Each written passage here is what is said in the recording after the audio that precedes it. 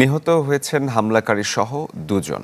যুক্তরাষ্ট্রের স্থানীয় সময় শনিবার সন্ধ্যায় এই ঘটনা ঘটে। গুলির শব্দ শোনার সাথে সাথে আসসালামু আলাইকুম বন্ধুরা, আশা করি আপনারা সকলেই ভালো আছেন।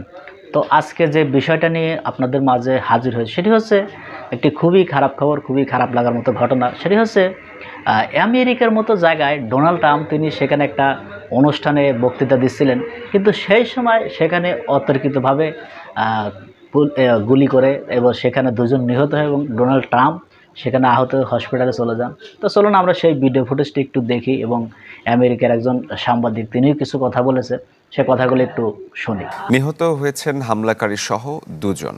যুক্তরাষ্ট্রের স্থানীয় সময় শনিবার সন্ধ্যায় এই ঘটনা ঘটে। গুলির শব্দ শোনার সাথে সাথেই রিপাবলিকান প্রার্থী ট্রাম্পকে মঞ্চ থেকে দ্রুত সরিয়ে নেন সিক্রেট সার্ভিস এজেন্টরা।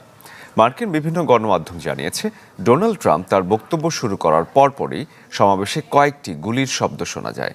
ঘটনাস্থলের একটি ভিডিওতে ট্রাম্পের কান ও মুখের ডান পাশে রক্ত দেখা গেছে। বিবৃতিতে তার ক্যাম্পেইন টিম জানিয়েছে, এখন ভালো আছেন সাবেক প্রেসিডেন্ট।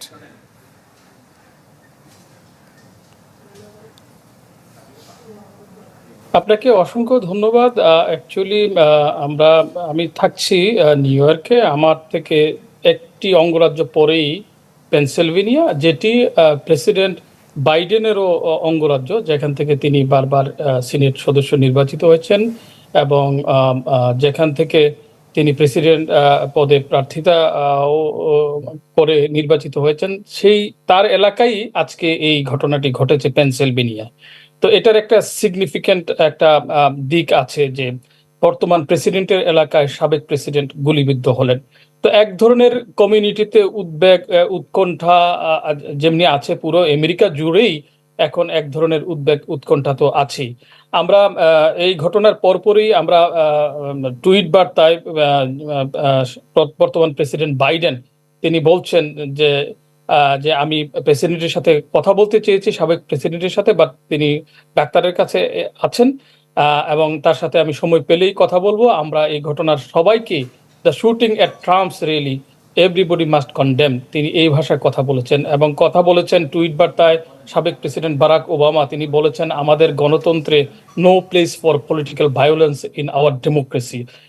এবং পাশাপাশি সাবেক প্রেসিডেন্ট ক্লিন্টন এবং তার স্ত্রী সাবেক পররাষ্ট্রমন্ত্রী হিলারি ক্লিন্টনও তারাও সরব হয়েছেন এবং ভাইস প্রেসিডেন্ট কমলা হ্যারিস বলেছেন সিক্রেট সার্ভিস এর তদন্ত করছে। আপনারা জানেন ঘটনাস্থলেই যে শুট করেছে বলে সন্দেহ করা হচ্ছে, ঘটনাস্থলেই সিক্রেট সার্ভিসের গুলিতে সে নিহত হয় এবং পাশাপাশি আরো দুজন নিহত হওয়ার খবর আমরা পেয়েছি, আরো দুই একজন আহত হওয়ার খবরও আসছে। ঘটনাটি ঘটেছে মাত্র 2 ঘন্টা আগে।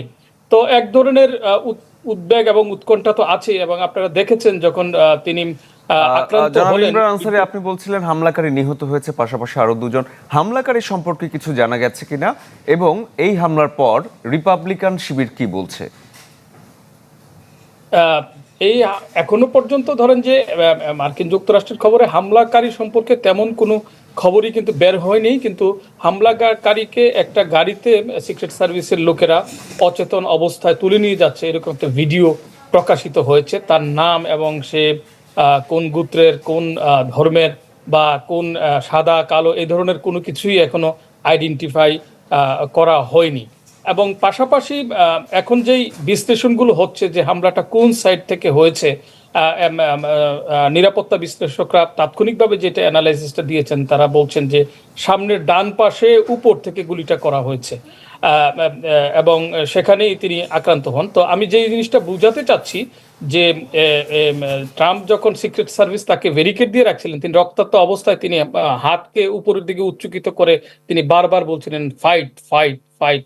এটা কিন্তু রিপাবলিকান শিবিরকে অনেক আন্দোলিত করছে। আমরা বিশেষ করে যুক্তরাষ্ট্রে টুইটারের ব্যবহার বেশি হয়, তারা অনেকেই বলছেন এই ঘটনার মধ্য দিয়ে ইভেন যারা ডেমোক্রেটিক সমর্থক, যে এই ঘটনার মধ্য দিয়ে ট্রাম্প তার নির্বাচনী প্রচারণায় এক ধাপ এগিয়ে গেল। এবং রিপাবলিকান শিবিরের পক্ষ থেকে আমরা টুইটারের যে বার্তাগুলো আসছে যে ট্রাম্পই আগামী দিনের প্রেসিডেন্ট, বিনা প্রতিদ্বন্দ্বিতায় তিনি এগিয়ে যাচ্ছেন, এই কথাগুলো মানে রিপাবলিকান দলকে আরো এই হামলা আরো বেশি চাঙ্গা করবে। এবং আপনারা জানেন যে বাইডেন কিন্তু খুব শারীরিকভাবে দুর্বল, এবং তাকে এই ডেমোক্রেটিক পার্টি থেকে সরানোর জন্য কিন্তু ডেমোক্রেটিক পার্টির বারাক ওবামা, নেন্সি পেলোসি সহকারে ঊর্ধ্বতন ডেমোক্রেটিক পার্টির আরো অনেকে চেষ্টা করছেন। জনাব ইমরান আনসারী, আপনাকে ধন্যবাদ। আমরা সাবেক প্রেসিডেন্টের সবশেষ অবস্থা শুনলাম আপনার কাছে। তো বন্ধুরা, আমরা স্ক্রিনে সে ভিডিও ফুটেজটি দেখলাম, তো খুবই খারাপ লাগার মতো ঘটনা। তো এই ঘটনা ঘটার কারণে ডোনাল্ড ট্রাম্প তিনি জেতার সম্ভাবনাটা আরও বেড়ে গেল। তো সেটি দেখা যাক সামনে কি হয়। তো বিষয় নিয়ে আপনাদের যদি কোনো মতামত থাকে অবশ্যই কমেন্ট বক্সে জানিয়ে যাবেন। তো বন্ধুরা, ভালো থাকবেন, সুস্থ থাকবেন। দেখা হবে পরবর্তী কোনো ভিডিও নিয়ে। সে পর্যন্ত ভালো থাকুন। আল্লাহ হাফেজ।